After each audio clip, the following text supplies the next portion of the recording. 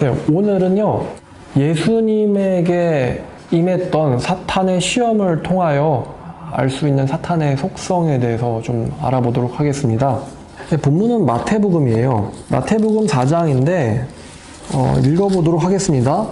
4장 2절부터 10절까지 보면요, 예수께서 40일 밤낮으로 금식하신 후에 줄이신지라 시험하는 자가 예수께 나와서 이르되 네가 만일 하나님의 아들이여거든 명하여 이 돌들로 떡덩이가 되게 하라. 예수께서 대답하여 이르시되 기록되었을 때 사람이 떡으로만 살 것 아니요 하나님의 입으로부터 나오는 모든 말씀으로 살 것이라 하였느니라 하시니, 이에 마귀가 예수를 거룩한 성으로 데려다가 성전 꼭대기에 세우고 이르되 네가 만일 하나님의 아들이여든 뛰어내리라. 기록되었을 때 그가 너를 위하여 그의 사자들을 명하시리니 그들이 손으로 너를 받들어 발이 돌에 부딪히지 않게 하리로다 하였느니라. 예수께서 이르시되 또 기록되었을 때 주 너의 하나님을 시험하지 말라 하였느니라 하시니, 마귀가 또 그를 데리고 지극히 높은 산으로 가서 천하 만국과 그 영광을 보여 이르되 만일 내게 엎드려 경배하면 이 모든 것을 내게 주리라. 이에 예수께서 말씀하시되 사탄아 물러가라. 기록되었을 때 주 너의 하나님께 경배하고 다만 그를 섬기라 하였느니라. 자, 여기선 지금 우리가 본문에서 사탄의 성격에 대해서 볼 거지만요, 여러분들이 아시겠지만 이 사탄의 속성과 현실 가운데 나타난 미혹과 핍박, 이단과 사이비 교주, 사이비 교주들에게 넘어간 신도들의 행태가요, 당연하겠지만 유기적으로 연결되어 있습니다. 이단 신도들은 사이비 교주들의 영향을 받고, 사이비 교주들은 자기에게 들어있는 마귀의 영의 지배를 받습니다. 그러므로 사탄의 성격은 곧 신도의 성격으로 연결됩니다. 그렇지 않겠습니까? 그래서 우리가 지금 일단은 본문이 사탄에 대해서 나와 있기 때문에 사탄으로부터 알아볼 겁니다. 일단 이 예수님이 시험받은 부분은요, 공간복음, 3가지 복음서에 다 드러나 있습니다. 마가복음에서는 아주 짧게 기록되어 있고요, 마태와 누가에서 이제 디테일하게 다루는데, 마태와 누가의 순서가 약간 다릅니다. 그런데 이걸 가지고 우리가 성경은 무어하지 않다라고 주장할 수 있는 건 아닌 것 같고요. 마태복음에서 1, 2, 3이라고 되어 있다면 누가에선 1, 3, 2로 되어 있어요. 그 무슨 말이냐면 떡덩이 시험, 그 다음에 뛰어내려 봐라, 마지막으로 내게 경배해라, 이렇게 지금 마태에서 나와 있거든요. 근데 누가복음을 보니까 떡덩이 시험이 먼저 나오고, 이건 같죠. 그 다음에 두 번째로 나오는 게 내게 경배해봐라요, 누가는. 마지막이 뛰어내려봐랍니다. 그래서 지금 누가나 마태가 얘기하고 있는 거는 어떤 시험이 순서가 중요하다라는 걸 우리에게 알려주는 것 같진 않아요. 그게 중요하다면 그 부분에서는 오류가 있으면 안 되죠. 근데 지금 누가와 마태가 우리에게 알려주는 부분은, 참고로 누가도 이게 4장에 나와 있습니다. 지금 사탄이 어떤 말을 통하여 예수님을 시험하는가입니다. 그래서 누가복음 4장을 보면은 요런 부분이 약간 좀 더 디테일해져요. 6절 같은 경우, 4장 6절. 이르되 모든 권위와 그 영광을 내가 네게 주리라. 이것은 나에게 넘겨준 것이므로 내가 원하는 자에게 주리라. 그러니까 이제 약간 이게 뉘앙스가 나오죠. 마귀가 가진 권세는 하나님에게서부터 받은 거예요. 그러니까 다시 말하면 마귀는 허락된 만큼만 파워를 갖고 지배를 합니다. 그러므로 네가 만일 내게 전하면 나에게 준 이 권세를 너에게 주겠다. 이게 이제 두 번째로 나왔죠. 예수님께서 하나님께 경배하고 그를 섬기라 라는 말씀으로 대응하시고, 마지막 시험이 이제 성전 꼭대기에 세워놓고는 뛰어내려 봐라. 그러면서 이제 하나님이 너를 위해 사자들을 명하사 너를 지키게 하시리라, 요 말씀이 이제 추가된 거죠. 누가복음에서는. 그래서 이제 예수께서는 시험하지 말라라는 말씀으로 대응하셨고, 마지막 13절에 마귀가 모든 시험을 다 한 후에 얼마 동안 떠나니라 그랬어요. 그러니까 여기 보니까 더 시험이 더 있을 수도 있고, 이건 이제 가능성입니다. 그리고 또 마지막은 마귀가 예수를 떠난 것이 시험 끝나고 떠났다가 아니에요. 얼마 동안 떠났다는 거는 지금 사탄의 방해 공작이 끝난 것이 아니다라는 이 여지를 주고 있는 거죠. 사탄이 예수를 직접 쓰러뜨리는 거에 대해서는 이제 잠깐 유보한 것 같아요. 이제 다른 방향으로 들어오려고 하는 거죠. 그 중에 이제 유명한 사건이, 사탄이 베드로를 통하여 예수님이 십자가를 못 지게 하려고 했었어요. 그러니까 예수님이 그거를 정확하게 분별하시고, 사탄아 물러가라. 너는 하나님의 뜻을 생각하는 게 아니고 사람의 뜻을 생각한다. 마귀도 지금 치밀합니다. 자, 그래서 지금 세 가지, 뭐 1, 3이나 1, 2, 3이나 뭐 큰 의미적 차이는 없어 보여요. 마귀는 세 가지를 시험을 한 게 지금 성경에 나오는데, 첫 번째가 보니까 40일을 밤낮으로 금식하신 뒤에 줄이신지라. 매우 배가 고프시다. 근데 이 시험하는 자가 누구 말합니까? 이게 마귀 말하는 거죠. 사탄 말하는 거예요. 시험하는 자가 예수께 나와서 이르되 네가 만일 하나님의 아들이거든 이 돌 가지고 떡덩이 되게 해서 먹어라. 네가 정말 하나님이라면 이 돌 가지고 떡으로 만들어서 먹어라. 이거를 아무 때나 뭐 예수님이 부패를 다녀오신 후에가 아니라 금식하신 후에라고 딱 지금 정확하게 성경은 얘기를 합니다. 그러니까 지금 이 시험은요, 정욕으로 들어온 거예요. 인간의 기본적인 욕구, 본능적인 욕구를 가지고 들어온 거예요. 예수님이 목마르셨으면은 바위에서 물 내게 해서 금을 마셔라. 지금 배고프니까 돌 가지고 떡을 만들어라. 지금 마귀는 예수님이 어떤 상황인지를 가장 정확하게 알고 있어요. 그 말은 사탄이 시험을 들어올 때 그 사람의 강한 부분으로 들어오느냐, 약한 부분으로 들어오느냐, 약한 때에 약한 부분으로 들어온다는 걸 우리는 알 수 있습니다. 자, 너 지금 배고프잖아. 배고프니까 밥 먹어. 이렇게 지금 얘기 오니까 예수님이 대응한 거는 사람은 떡으로만 사는 게 아니고 하나님의 말씀으로 산다라는 유명한 말씀을 하셨어요. 진리죠. 사람은 육체적 욕구가 만족됐다고 사는 동물이 아니라 하나님의 말씀으로 살아가는 존재다. 사람이다. 하나님의 창조물이다라고 지금 예수님께서 대응하신 건데, 제가 예수님 말씀으로 대응하니까 이제 마귀가 두 번째로 시험하는 게 네가 하나님의 아들이거든 뛰어내려 봐라. 성경에 기록되기를, 자, 기록되었으되, 마귀 주제에, 그죠? 참 신기한 마귀죠. 기록되었을 때 6절 그가 너를 위하여 그의 사자들을 명하시리니 그들이 손으로 너를 받들어 발이 돌에 부딪히지 않게 하리로다 하였느니라. 그러니까 지금 예수님이 첫 번째 정욕으로 들어갔는데 이 사람이 말씀으로 받아친단 말이에요. 그러니까 두 번째로 들어갈 때 이제 뭘로 들어가요? 말씀으로 들어가는 거예요. 말씀으로 들어갔더니 예수께서 이르시되 주 너의 하나님을 시험하지 말라. 지금 사탄 마귀가 시편 91편에는 한 구절을 가지고 와가지고 예수님에게 괜히 시험을 하는 겁니다.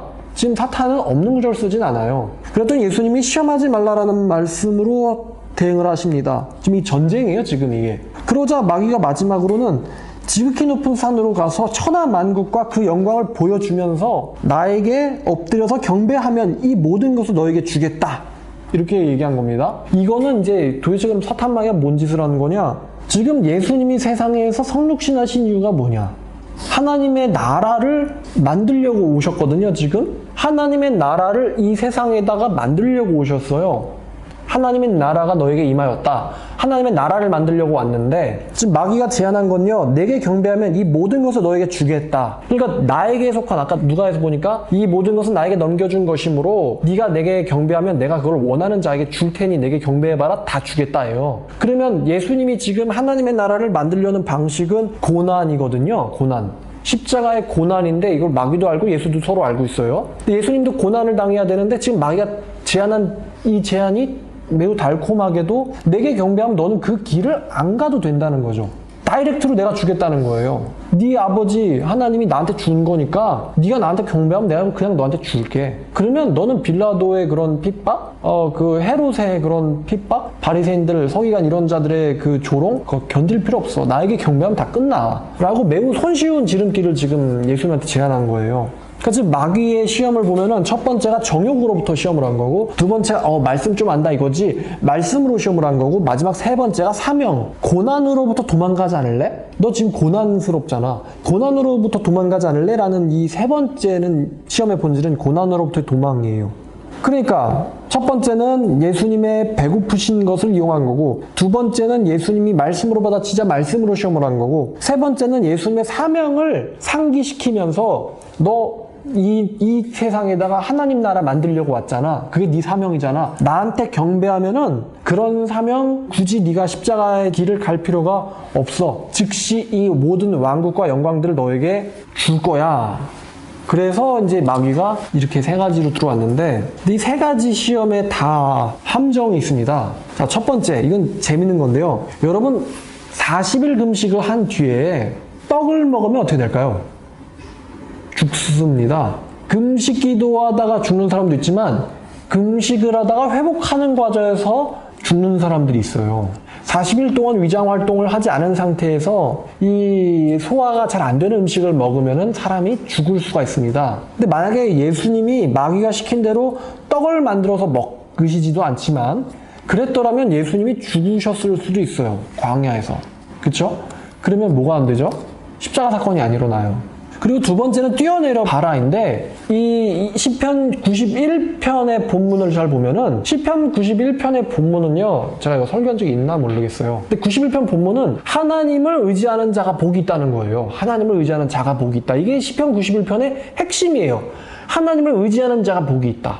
그가 너를 지켜준다. 재앙이 남들에게도 미치는 재앙이 너한테는 미치지 않을 거다. 하나님이 천사들을 시켜가지고 너의 모든 재앙을 다 지나가게 하고 심지어 너의 발이 돌에 부딪히지 않게 해줄 거다. 요런 지금 마귀가 가져온 말씀이 이 뉘앙스거든요. 그러면서 너는 하나님의 구원을 볼 것이고 악인에게 임해지는 그 징벌을 볼 것이고 하나님이 너를 장숙해 하고 하나님이 너의 기도에 응답하시고 너로 하여금 만족하게 하고 하나님의 구원을 너에게 보여주겠다. 이게 91편 내용이에요. 하나님을 의지하는 자는 복이 있다. 근데 지금 사탄은요, 정확하게 문맥과는 전혀 상관없는 형태에서 말씀을 가져왔어요. 지금 시편 91편 사탄이 이 얘기한 그가 너를 위하여 사자들을 명해서 그들의 손으로 너를 받들어 발이 돌에 부딪히지 않게 하리로다 라는 말씀을요 정확하게 암기해가지고 가져왔단 말이에요. 인용하고 있어요. 말씀을 기록되었을 때 하였느니라 라고 하면서 따옴표 딱 가져왔단 말이에요. 근데 이 말씀이 시편 91편의 정신에는 맞지를 않아요. 지금 마귀가 쓰고 있는 방식은. 이해하셨죠? 그러니까 지금 사탄은 전혀 문맥과는 상관이 없는 말씀을 가져와서 말씀에 이렇게 써있으니까 너도 한번 해봐! 이렇게 나온 거예요. 야, 너 그 예수를 믿는 자는 독을 먹어도 해를 입지 아니하며 독사를 집을 수 있고 뭐 지금 말씀에 써있잖아. 모든 질병 나간다고. 그러니까 너 한번 독사 잡아봐. 약간 이런 뉘앙스거든요. 근데 지금 본문은 시편 본문은 하나님을 의지하는 자에게 임한 우발적인 어떤 재앙들, 본인이 예상치 못한 재앙들로부터 하나님이 지켜준다는 건데 마귀는 지금 그걸 네가 만들어서 해보라는 거예요. 지금. 그러니까 전혀 본문의 문맥과는 맞질 않아요. 하나님을 시험해보겠다라는 거죠. 그러니까 예수님이 하나님을 시험하지 마라. 기록되었을 때 라고 말씀으로 한마디로 야, 문맥과 벗어난 말씀 가지고 네 마음대로 인용하지 마 라고 지금 말씀으로 받아치신 거예요.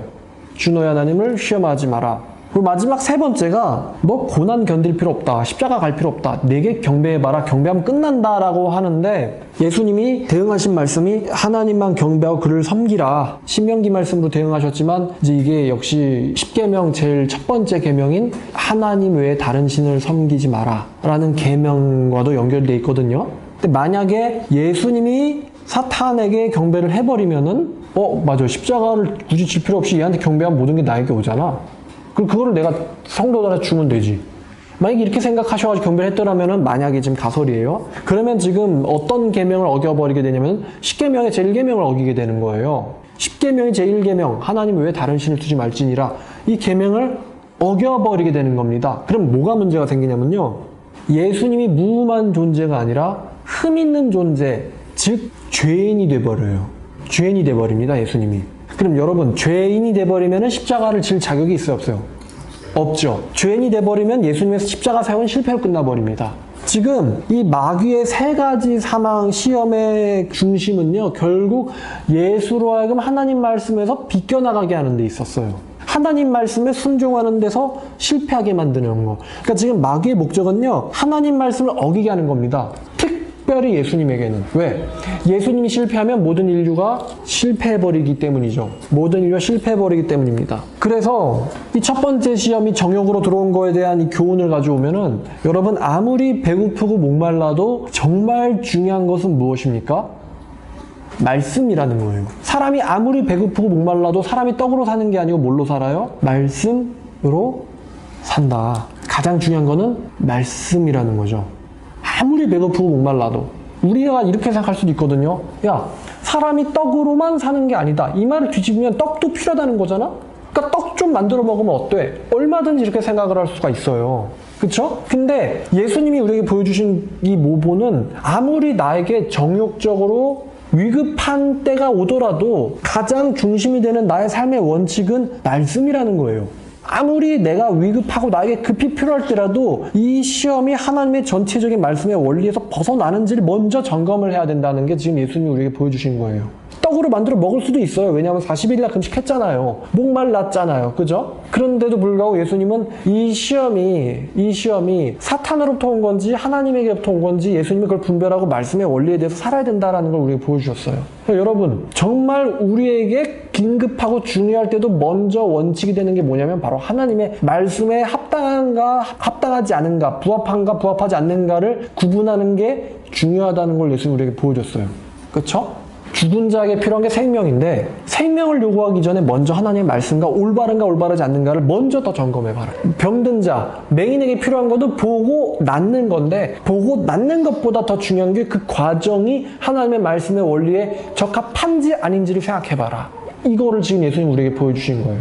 두 번째는 우리가 사탄의 시험을 통해서 우리가 또 사탄에 대해서 알 수 있는 거는 일단은 사탄은 말씀을 아주 잘 외우고 있다는 걸 우리는 알 수 있어요. 토시안 안 틀리고 기록되었을 때 하였느니라 다운표 딱 가져와서 시편 91편을 가져왔어요. 이 녀석은.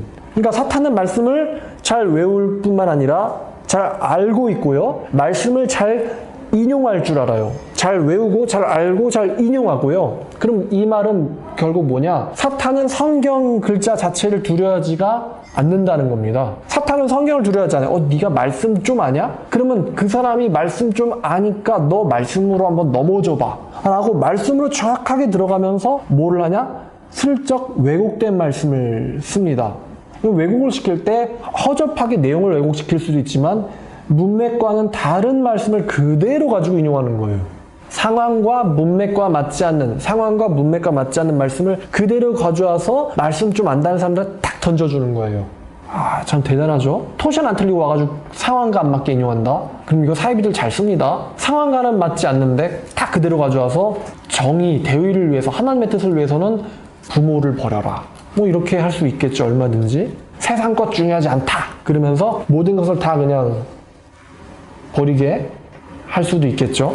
그렇다면 우리는 말씀을 어떻게 알아야 되냐? 사탄 본인이 말씀을 토시안 안 틀리고 외울 줄 알고 인용할 줄 알고 우리에게 그걸로 유혹을 할 줄 알기 때문에 우리는 말씀을 알 때요. 말씀을 문맥, 상황, 하나님이 그 말씀을 통하여 우리에게 알려주고 싶은 그 본래의 의미 있잖아요. 이 의미에 맞춰서 정확하게 말씀을 알아야 된다는 거예요. 그러니까 구절만 무슨 수호 주문 외우듯이 그냥 이렇게 외워서는 마귀의 공격으로부터 막아낼 수가 없다는 거죠.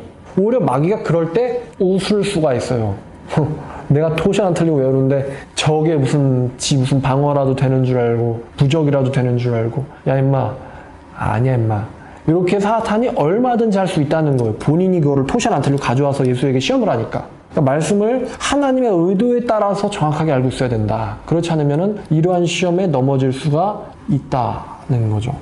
그리고 이제 마지막 세 번째가 내게 경배해봐라. 여기에 대해서 제일 문제는 아까 말씀드린 것처럼 예수님이 경배해버릴 경우에는 아차 10계명 1계명을 위배하게 됨으로써 예수님이 흠 있는 존재가 돼버리고 십자가를 질 자격이 없게 돼버리고 사탄의 꿰매 넘어가 사탄이 안 줘. 이러면은 인류는 끝나죠. 그대로. 인류를 통한 이 구원이라는 건 끝나버려요. 구원이라는 문이 안 열리게 되는데 근데 제가 이 말씀을 좀 보면서 저는 좀 웃음이 났어요.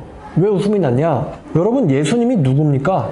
하나님일 뿐만 아니라 요한복음 1장 3절과 10절을 보니까 만물이 그로 말미암아 지은 바 되었으니 지은 것들이 하나도 예수님이 없이는 만들어진 것이 없느니라. 10절 그가 세상에 계셨으며 세상이 그로 말미암아 지은 바 되었으며 세상이 예수를 알지 못하였고 예수님이 세상을 지었어요. 그런데 세상이 그를 알지 못하였고 또 히브리서 1장 1절부터 3절까지를 보니까 선지자들을 통하여 우리 조상에게 말씀하신 하나님이 마지막 날에는 아들을 통하여 말씀하셨는데 아들을 만유의 상속자로 세우시고 아들을 통하여 모든 세계를 지으셨느니라. 이 아들은 하나님의 영광의 광채시고 하나님의 형상이시니라. 아들의 능력의 말씀으로 만물을 붙드시고 죄를 정결하게 하는 일을 하시고 높은 곳에 계신 하나님의 우편에 앉으셨느니라. 아들의 능력의 말씀으로 만물을 붙드시고 그 다음에 요한계시록 1장 17, 18절을 보니까 예수께서 오른손을 내경고 이르시되 두려워하지 마라 나는 처음이요 마지막이니 이제 사망과 음부의 권세를 가졌으니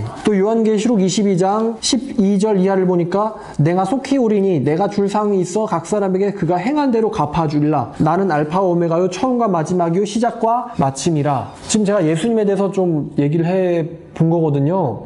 그러니까 예수님의 능력의 말씀으로 세상을 유지시키는 일을 지금 하고 계시는데 이 녀석이 와가지고 내게 경배하면은 너에게 내가 가진 것들을 너에게 주겠다. 여러분 웃기지 않아요 이거? 지금 사탄이 갖고 있다라고 하는 이 세상 모든 그 영광과 권세라는 것들 일단 그런 것들이 뭐 형태든 분자 상태든 이게 유지가 돼야지 되잖아요. 근데 성경에 보니까 만물을 유지시키는 게 누구의 말씀의 힘이에요? 예수의 말씀의 능력의 힘 때문에 지금 만물이 형태가 존재가 유지되고 있는 거거든요. 하나님이 세상을 뭘로 창조했어요? 말씀으로 창조했잖아요. 근데 그것들에 대한 영광을 세상적 영광을 보여주면서 예수에게 내게 경배해봐라 이걸 너에게 주겠다. 그러니까 이게 되게 웃기는 겁니다. 예수님이 천지를 창조하신 분인데 예수한테 배고프니까 돌을 떡으로 만들어서 먹으라든가 아니면 나에게 경배하는 걸 내 거를 너한테 주겠다라든가 하는 걸 보면서 이 말이 여러분 가당찮습니까? 가당찮지도 않는 말을 지금 마치 제가요 내 폰이 삼성폰인데 너 이건희가 나한테 경배하면 내가 이 폰을 너에게 주겠다. 지금 약간 이런 거거든요. 그쵸? 내 폰이 애플인데 만일 잡스야 네가 내게 경배하면 아이폰 한 개를 너에게 주겠다. 이런 수준이거든요. 지금 사탄이 쓰는 이 유혹이요. 근데 예수님이 이제 화는 안 내시고 그냥 물러가라. 그리고 하나님만 섬기라 기록되었을 때 이렇게 아주 점잖게 젠틀하게 하셨지만 아마 저였다면 성질을 냈을 것 같아요. 야, 너 지금 지옥에 가고 싶니? 너 지옥 누가 만든지 알아? 사망과 음부의 권세 누가 가졌는지 알아? 누가 알파와 오메가고 처음과 마침이고 시작과 끝인지 알아? 너 누구의 말씀으로 네가 지금 나에게 떠벌리고 있다고 생각하는 거야? 너 지금 분명히 이렇게 나갈 수도 있어요. 그죠? 자, 그래서 이 사탄의 속성을 보니까요. 사탄이 적반하장. 그죠? 사탄의 성격을 보니까 적반하장. 그리고 두 번째 보니까 거짓말. 기록되었을 때 라고 말씀을 인용하지만 그 안에는 독이 들어있죠. 교묘하게 독을 넣어놨어요. 결코 상황과 문맥과 즉 그 말씀을 주신 하나님의 원래 의도와는 비껴나가 있어요. 거짓말과 속임을 아주 교묘하게 쓰는 자고 상대방의 지식을 역으로 이용해가지고 그 지식으로 넘어뜨리려고 합니다. 사탄이. 그리고 또 하나는 사탄은 상대의 것이 마치 자신의 것인 양 의장을 해가지고 상대방을 넘어지게 만들어요. 그러니까 지금 뭐 나왔습니까? 뻔뻔하다는 거죠. 두 번째, 거짓말을 아주 교묘하게 뭐 이단 사이비 교주처럼 뭐 신뢰가 뭔지도 모르고 이런 수준이 아니라 정확하게 토션 안 틀리고 가져와가지고 상황과는 다르지만 살짝 이용해보는 거예요. 이마저도 안 통하면은 사탄이 지금 괴로워하고 있는 부분 그 부분에 대한 즉결즉답 이거를 지금 제시하면서 해봐 바로 해줄 테니까 이렇게 지금 나오고 있어요. 그러면서 그게 원래 상대방의 건데 마치 내가 줄 수 있는 것처럼 교묘하게 이용하고 있죠. 그러면 이거를 이제 이단들이 어떻게 사용합니까? 바로 또 현실로 적용하면요. 이단 교주들이 적반하장. 지가 가해자인데 오히려 지가 성질을 내죠. 뻔뻔하게. 사기치는 거 막으면 지가 더 성질을 낸단 말입니다. 그다음에 뭐 속임은 뭐 여러분 너무 잘 아실 테고. 불의의 모든 속임으로 멸망하는 자들에게 있으리니 그들은 뭐 거짓말의 천재들이죠. 그냥 삶 자체가 거짓말이니까요. 그리고 이제 상대방이 고민하고 있는 문제, 뭐 죽음에 대한 문제, 학업에 대한 문제, 어떤 문제들이 딱 있을 때 야, 그 문제 해결 나한테 경배하면 끝난다 야. 바로 이렇게 직결즉답을 제시합니다. 지름길을 납시고. 근데 가면은 이제 끝나요? 고민 문제, 돈 문제, 인생 문제, 뭐 취업 문제, 진로 문제, 내 얼굴 잘생겼나 못생겼나 이쁜가 안 이쁜가 내 뭐 예능 문제 경배해주면 끝납니까? 안 끝나죠. 경배는 시작일 뿐 점점 더 많은 걸 우리한테 요구하면서 더 많이 내 인생을 거덜내 버립니다.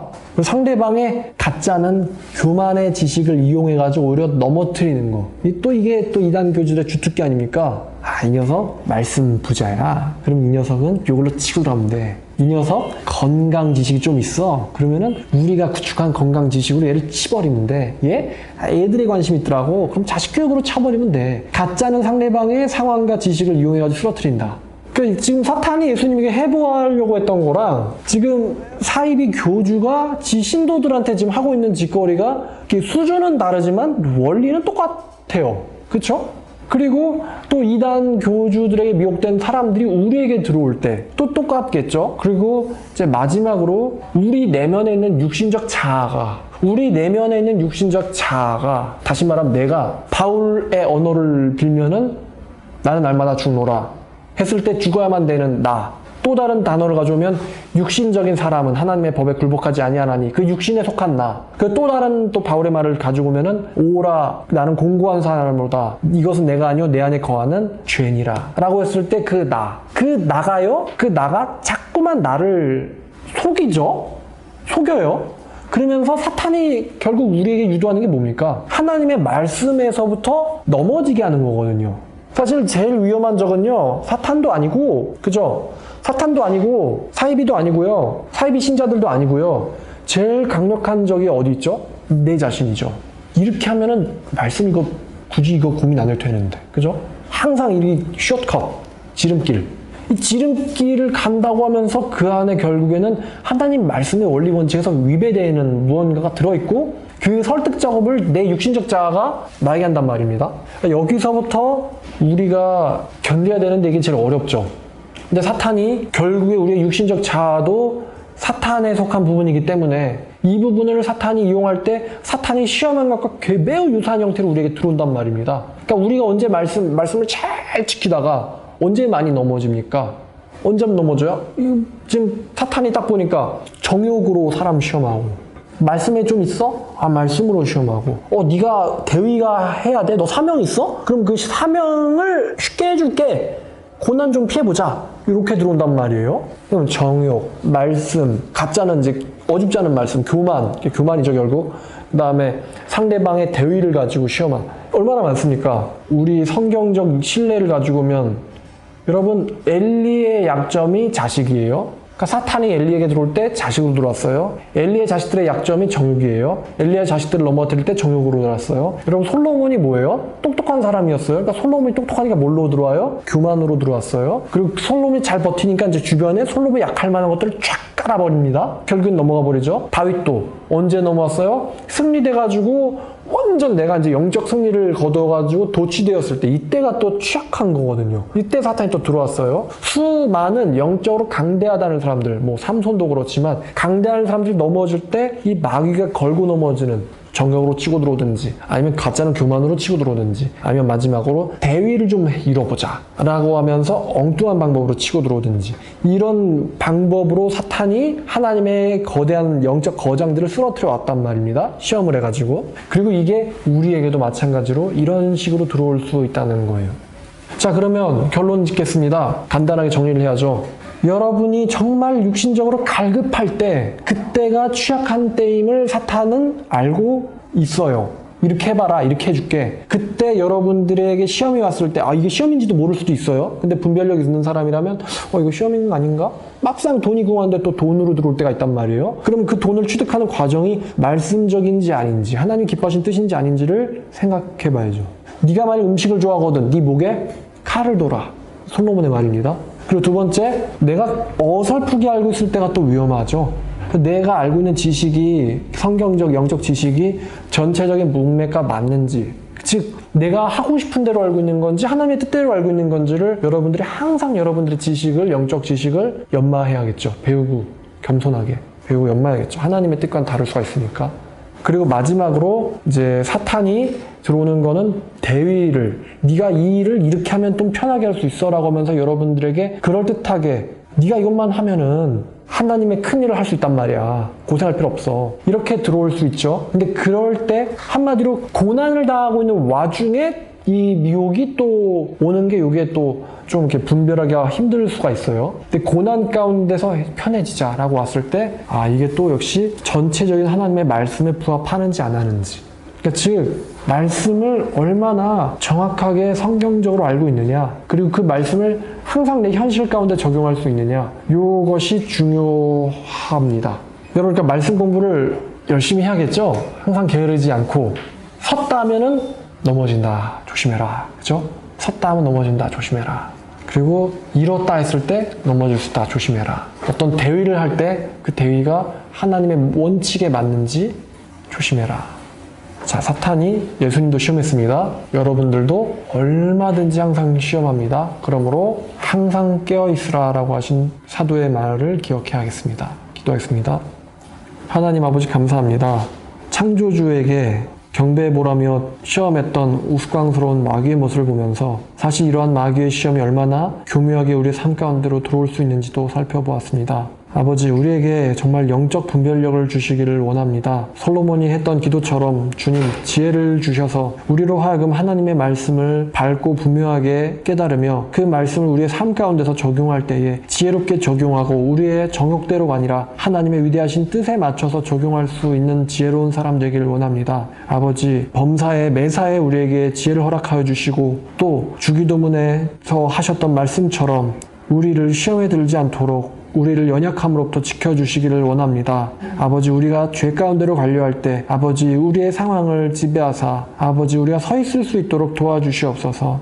때가 갑니다. 정말 우리를 도와주시옵소서. 이 모든 말씀 예수님의 이름으로 기도드렸습니다. 아멘.